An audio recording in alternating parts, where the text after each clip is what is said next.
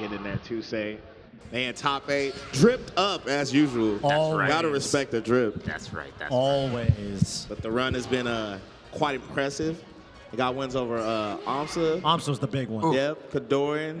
2saint. That's yo, that's crazy. Crazy. And an eclectic cast of characters, right? Like it's not like you've got Yoshi, Fox, Marth. Those are very different matchups for Jigglypuff. Especially for Jigglypuff. I feel like right? Jigglypuff's matchups are like, I'm just going off what you said, very polarizing. They're very different. Very different. So like Fox, Yoshi. Right off the bat. Right off the bat. So something I wanted to point out was, this is something I was talking to Zane a little bit about after they made it into top 8.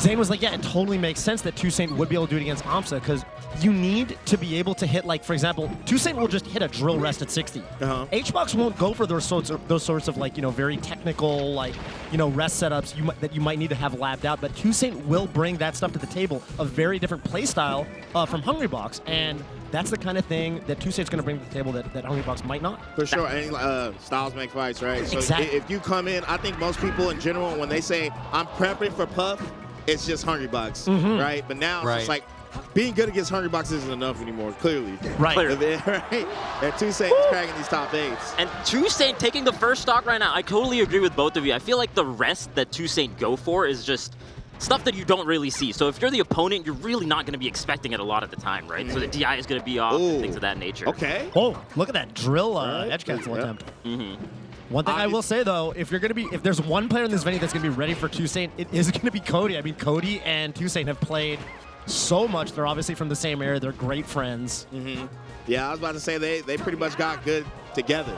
So, Yeah, and according to Liquipedia, the head-to-head for this particular matchup is actually 1-7 in Cody's favor. Okay. Wow. So it is. Do you know when the first set like that was documented that they played? It's got to be a long time ago. I mean, a lot of sets have been lost to time just because a lot of sets, that were just like in the depths of challenge that just TO for the old heads. TIO. Yeah, all that went away. So. That's right.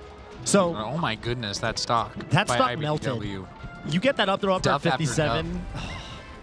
And I remember it was actually at Genesis like 2 or 3 years ago. I want to say it was Genesis 6 or 7 where Cody had just kind of broken out. Cody had a breakout performance, and I was talking to Cody. And even back then, when Cody wasn't a super top player, like Cody wasn't necessarily top like 4 in the world, Cody was already saying, I'm very, very confident against Jigglypuff. It's my best matchup. I have a lot of practice against.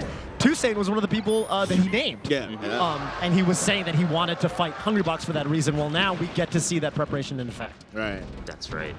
And I just got to say, 2saint ranked number 41 in the previous ranking, so this is a phenomenal performance already for them. From 41 to top 8, that's crazy, especially at Genesis, man. It's like the biggest. Yeah, Genesis.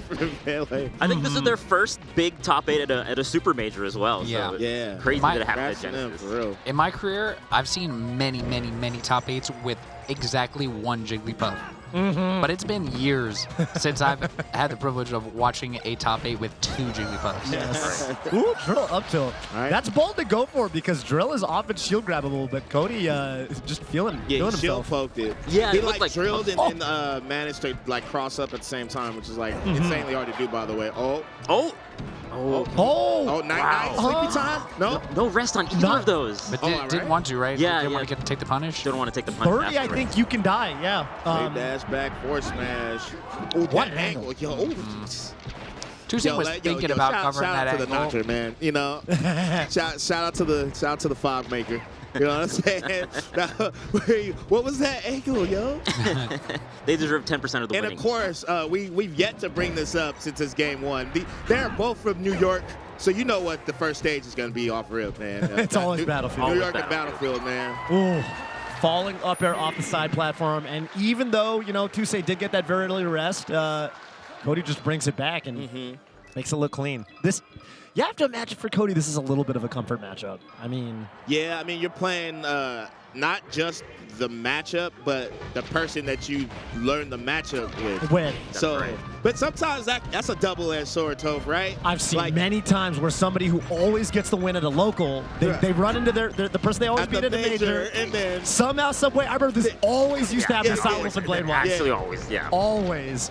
Dewan and Zach. Dewan, I remember Zach would beat Dewan like crazy, and then they played at like some was it Genesis or something? Oh, and Dewan finally beat him. You know, that happens a lot. The one that matters, yeah. The craziest the crazy one that are matters. Johnny and West balls at Evo. That's right. Yeah. I also feel like Genesis 1, Hungry Box beat someone from Florida. Shiz. Hungry Box beat Shiz, which is never beaten him. Yeah, that was like not something that ever happened in Florida.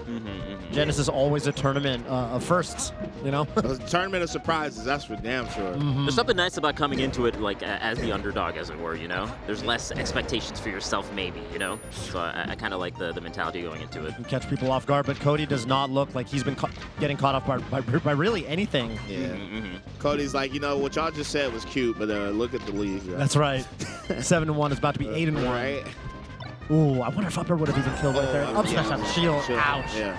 Yo, that's something that's so simple, but yeah, I feel like just die. I feel like people don't really up smash at a shield like that no more. Yeah, there were moments even yesterday I was watching, like, you know, Leffen and some of the really top Foxes where they had opportunities for it, but sometimes you're not ready for it and you just go for something else. I think a lot of times you're not ready for your opponent to be doing something that unsafe on shield because you're expecting them to do something really optimal on shield, right? And so when it happes, you're like, oh my goodness, I can't believe this actually happened. And you'll miss it up a little bit, you'll go for something safer, but right now. Attack again. Yeah, it's a second dash attack. Yeah, right? That 2saint has gotten up smashed. All right, we tried it twice. Might want to put that one on the back burner. iBDW means that Cody is scouting those out. Super ready for him. Because that move comes out quick.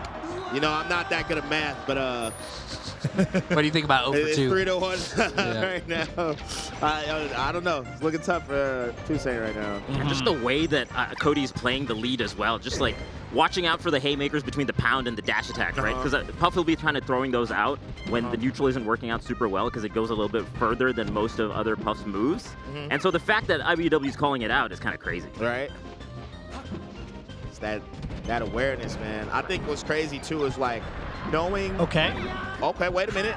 Yeah, having knowledge in a matchup is one thing, but then being able to apply said knowledge is so different. Yeah. And you're seeing iBDW do that in real time for real. It's kind of crazy. Another super smart angle choice by Cody, by the way. And baiting out another ground option. I mean, at this point, you know, you kind of know that the two big options that you got to look out for from the Puff on the ground are that dash attack and that forward smash. And Cody is not getting hit by either one. Exactly. And even the pound also not really working out too well.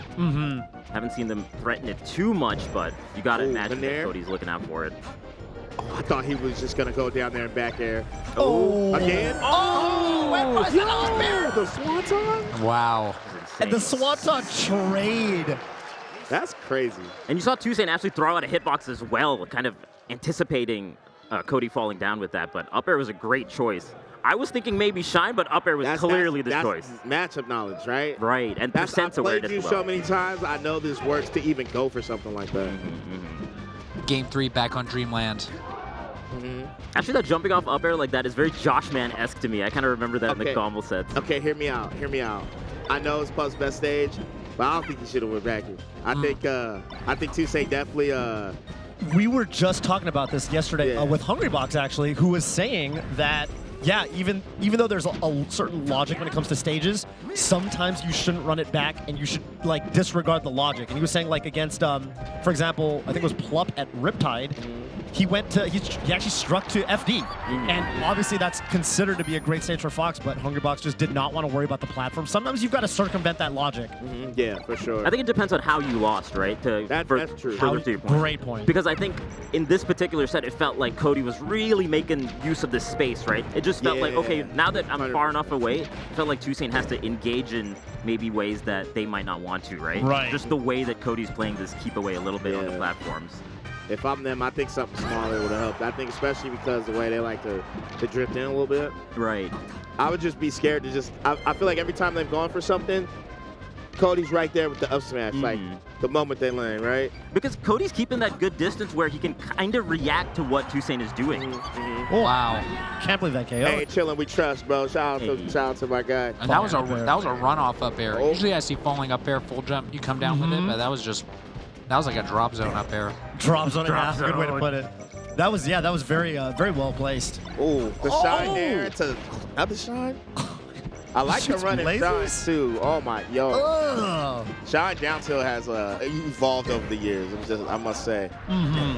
Okay, 2saint. Okay. Gets it. 69% power up. Cody deactivates it just like that. Right. Oh, okay. In this scenario, if you get a rest, do you go for it?